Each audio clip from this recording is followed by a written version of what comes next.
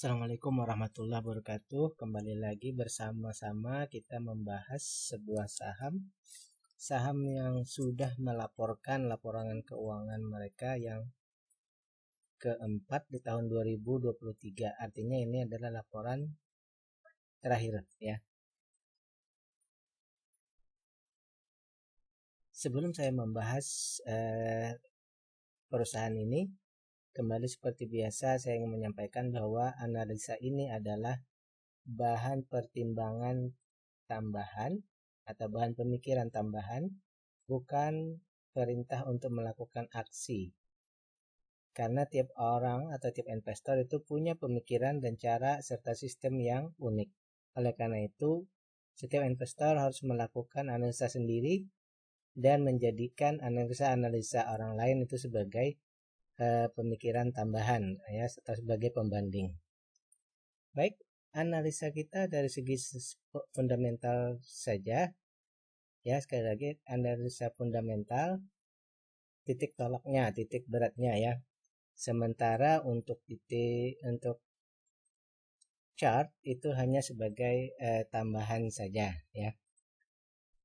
Baik, hari ini kita akan membahas salah satu emiten yang tahun 2023 ini termasuk yang ramai dibicarakan karena harganya naik tinggi tahun 2023 ya. Namun kita dalam hal ini di tahun 2024 ini mencoba mengecek dari segi laporan keuangannya ya. Apakah kenaikan harga tersebut sesuai dengan perkembangan atau peningkatan dari perusahaannya itu sendiri. Baik, sebelum kita membahas dari segi data-data yang kita terima dari laporan keuangannya, kita ngecek dulu data tentang brand ini ya. Nah, yang kita bahas kali ini adalah PT Barito Renewables Energy Tbk atau kode tikernya brand. Saat ini harganya di 5.350 ya. 5.350. Kita cari tahu dulu tentang brand ini apa ya. Didirikan tahun 2018, kantor pusat Indonesia. Induk usahanya namanya atau grupnya namanya Barito Pacific ya, atau BRPT, Barito Pacific Timber Group ya. Si brand ini sendiri punya anak usaha namanya PT Barito Wind Energy ya. Baik, dari kontan ini menyatakan laba meningkat. Intip rekomendasi saham Barito Renewable Energy 7 jam yang lalu. Lepas 2 miliar saham BRPT, Prayogo Pangestu berpotensi cuan 2,7 triliun. Ini pengendali juga kadang-kadang ini menjual sahamnya ya, 10 jam yang lalu. Barito Renewables Energy rilis laporan keuangan. Labanya segini. Oke. Kita cek lagi. Apa yang dimaksud brand? Barito Renewable Energy merupakan perusahaan induk sekaligus bagian dari grup Barito Pacific. Jadi istilahnya ini BRPT ini perusahaan induk di bidang energi. Tetapi perusahaan ini pun masih anak usaha dari grup Barito Pacific ya. Perusahaan ini berfokus pada strategi jangka panjang untuk menyediakan energi yang lebih bersih dan emisi yang lebih rendah. Ya. Brand sektor apa? Brand adalah perusahaan yang berfokus pada energi baru terbarukan atau EBT. Terlepas rasio fundamental, EBT semakin diminati investor muda terutama di bawah usia 30 tahun. ya. Ini katanya terlepas dari rasio fundamental, karena orang-orang muda banyak yang menyenangi ini ya. Kemungkinan berarti ini lebih ke momentum atau ke istilahnya momentum dari EBT tadi, orang-orang muda, dan masalah capital gain berarti ya. Fenomena brand dan valuasi tinggi sektor energi baru terbarukan. Oke. Ini BRPT. Baik. Siapa pemegang saham brand? Kita cek dulu. Sebagai informasi, sebelum melantai di pasar modal, komposisi kepemilikan saham brand adalah PT Barito Pacific Tbk atau BRPT sebesar 66,67%. Ini berarti 2/3 ya. 2/3 perusahaan ini dimiliki oleh BRPT yang juga bertindak sebagai pemegang saham pengendali. Lalu ada Grand Energy Era 24,33%, Jupiter Tiger Holding 4,5%, dan Prime Hill Fund sebanyak 4,5% ya.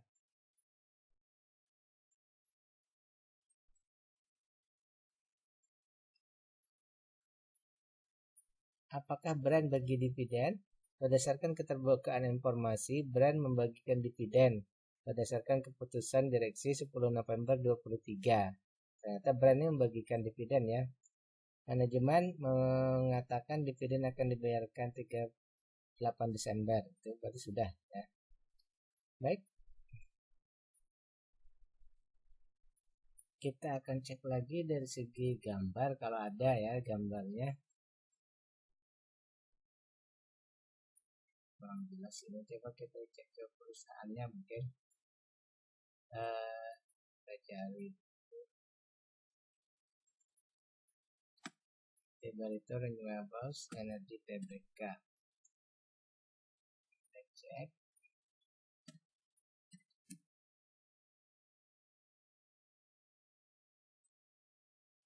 Ya, PT ya. Kita cek websitenya ya. Untuk hari esok yang lebih cerah tentang bisnis kami. Coba kita cek bisnisnya. Grup Star Energy Geothermal Wayang Windu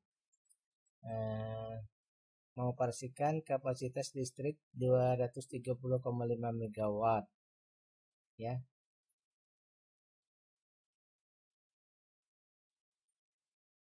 Ini bekerja sama dengan Pertamina Geothermal Energy PGE ya. Itu menyediakan listrik hingga 400 MW dengan perjanjian kontrak penjualan energi PGE dan PT Perusahaan Listrik Negara. Oke, di Bandung Selatan. Oke. Sampai di sini dulu pembahasannya. Kemudian kita akan masuk ke laporannya ya. Laporan dari tahunan yang sudah diserahkan ke Bursa Efek Indonesia. Baik, untuk harga sekarang ini 5.350 ya. Sementara nilai buku perusahaannya itu hanya Rp51 ya. Harga sekarang 5.350. Sementara nilai real perusahaannya itu Rp51. Sekarang kita lihat bagaimana perusahaan ini. Ternyata untuk price to book value-nya, harga dibandingkan dengan nilai perusahaannya itu saat ini harga yang disediakan untuk membeli saham ini 104 kali, hampir 105 kali lebih tinggi daripada harga wajarnya. Ya, misalnya harganya 5, berarti saat ini sekitar 500 harganya, sekitar seperti itu. 100 kali lipat ya. 500. Berarti kalau sejuta, misalnya 1 juta selembar, maka saat ini kalau mau membelinya kita harus membeli di harga 5 juta selembar, istilahnya begitu ya. Baik. Oleh karena itu, dengan melihatkan book value ini, kita beranggapan bahwa perusahaan ini dari segi harga sekarang dibandingkan dengan perusahaannya, ini kita akan menyatakan bahwa perusahaan ini akan sulit untuk bertumbuh karena sudah terlalu besar, maksudnya terlalu dibesarkan sehingga sulit untuk bertumbuh. Kemudian kita akan melihat lagi apakah perusahaan ini berada di harga yang wajar atau di harga yang murah. Kita akan cek dulu harga wajarnya itu nanti di harga 120 ya. Harga wajarnya di 120. Kita bandingkan dengan harga sekarang. Berarti harga ini 44 kali lebih mahal daripada harga wajarnya.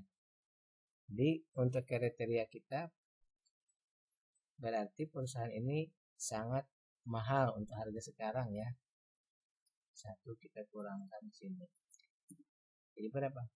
43 kali lebih mahal daripada harga wajarnya.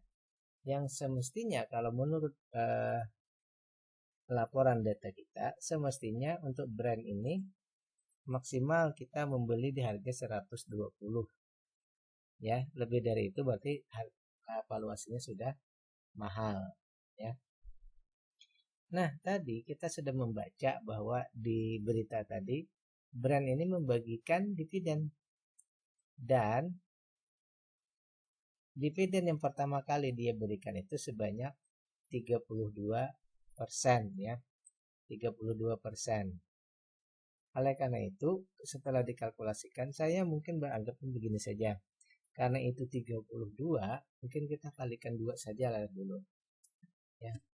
Penanda bahwa perusahaan ini mature, perusahaan ini sudah sangat besar, istilahnya sudah terlalu dihargai tinggi, maka kita anggap ini 2 kali saja lah. Kita anggap saja 2 kali, berarti dia 64% ya. Berarti 64%, kita akan mendapatkan nanti pembagiannya 7,68. Kalau memang ditambah 2 kali lipat untuk pembagian dividen. Kalau tidak berarti hanya 32% tadi ya. Tapi untuk ukuran ini berarti di PR-nya ini kita anggap cukup ya. Baik, karena kalaupun nanti di 32% ya, maka hasilnya 3,8 tadi. Sementara itu sudah dibagikan ya. Jadi kita berasumsi saja bahwa nanti ini 64% ya. Oleh karena itu, kita akan mendapati berapa uang lelah kita menunggu selama setahun. Ternyata dari kita menunggu setahun itu kita mendapatkan 0,1% ya, 0,1%. Selama setahun kita menunggu saham ini, setelah kita beli misal lalu kita tunggu dalam setahun, maka kita mendapatkan return dividen itu sebesar 0,1%. 0,1%. Nah, karena itu kita simpulkan dulu perusahaannya. Yang pertama, karena ini sudah dihargai tinggi tadi ya, maka dia agak sulit bertumbuh ya. Sulit bertumbuh karena sudah dihargai sangat tinggi dan valuasi mahal. Sulit bertumbuh dan valuasi mahal ya. Kemudian hal yang memberatkan kedua, ternyata dari segi DPR ini sudah mencukupi. Kenapa? Karena mereka tadi sudah dihargai tinggi. Oleh karena itu mereka membagikan dividen pun besar. Dengan besarnya tadi tetap tidak bisa mengcover dividen yang mencukupi. Sehingga dengan 64% pun maka kita hanya akan mendapatkan return atau imbal balik investasi kita hanya 0,1%. Oleh karena itu kita simpulkan dividen kecil ya. Dan ditambah lagi untuk hal ini ternyata brand ini ya, perusahaan ini punya DER, punya hutang berbunga itu 4 kali lebih besar daripada modalnya. Kemudian tanggungan-tanggungan tak berbunga itu 6 kali lebih besar. Nah, karena itu simpulan kita hutang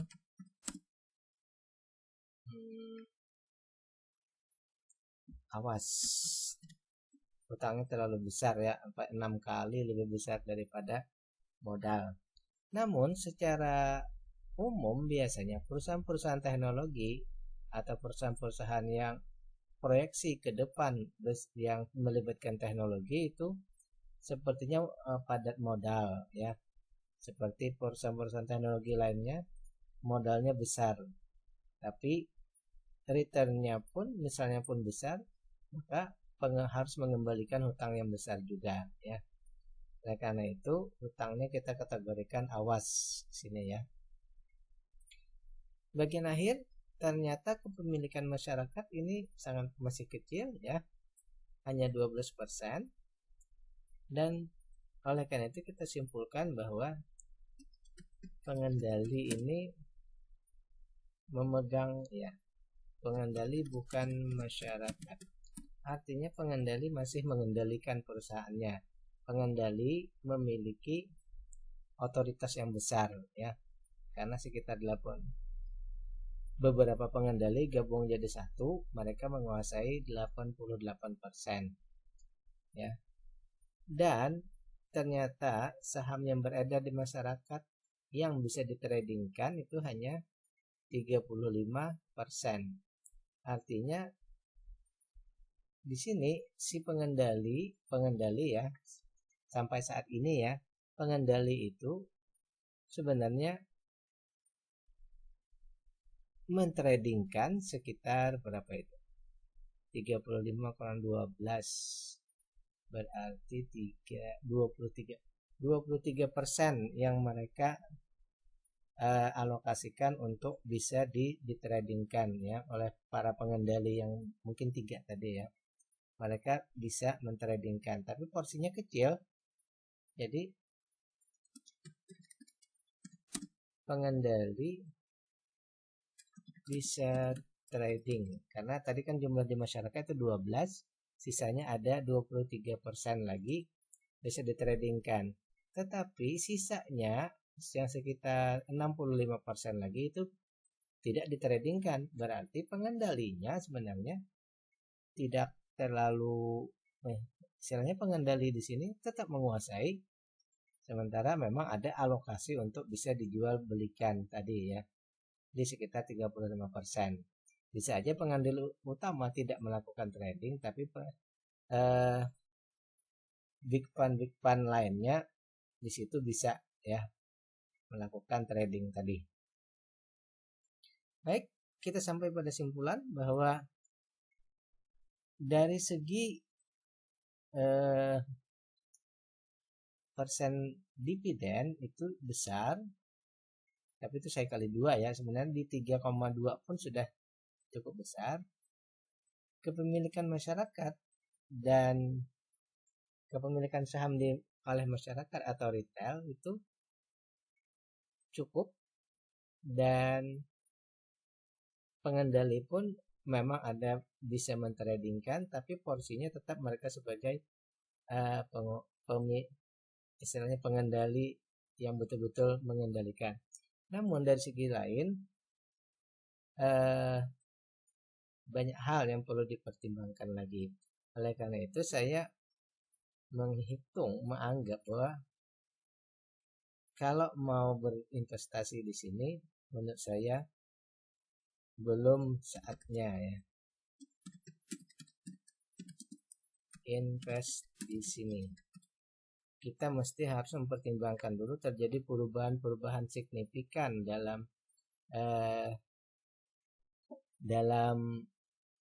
perbaikan kinerja perusahaannya. Tapi untuk capital gain, perusahaan ini sudah banyak sekali menghasilkan capital gain dari harga yang murah sekali sampai kepada harga yang sekarang di 5.300. Oleh karena itu sampai 104 kali, hampir 105 kali ya dari harga wajarnya. Dan dari segi keuntungan itu 44 kali lebih tinggi ya. Oleh karena itu, tapi yang paling berat yang perlu diperhatikan ini adalah masalah hutangnya tadi ya. Baik, simpulan saya untuk brand di sini, bagi trader itu bisa saja dengan dengan analisa menurut bandarmologi atau menurut teknikal ya. Tapi untuk analisa berdasarkan fundamental, maka simpulannya adalah belum saatnya untuk bisa berinvestasi di sini ya. Bila taufiq wal hidayah. Assalamualaikum warahmatullahi wabarakatuh.